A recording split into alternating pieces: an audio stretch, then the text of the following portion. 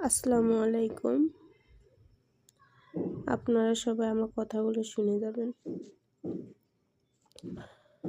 তুমি তোমার রবের দিকে ফিরে চাও, সফলতা তোমার দিকে ফিরবে ইনশাআল্লাহ।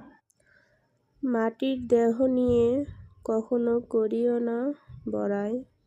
দু চোখ বন্ধ হলে দেখবে পাশে কেউ নাই তোমার। যাকে তুমি আপন ভাবো সে ভাবে পর। ৩.৫ হাত মাটির ঘরে আপন হবে নামাজ রোজা অন্ধকার কবর। কথাগুলো ভালো লাগলে আমার চ্যানেলটি সাবস্ক্রাইব করবেন এবং নতুন নতুন ভিডিও পেতে আপনারা আমার পাশেই থাকবেন। আসসালামু আলাইকুম। সবাই ভালো থাকবেন।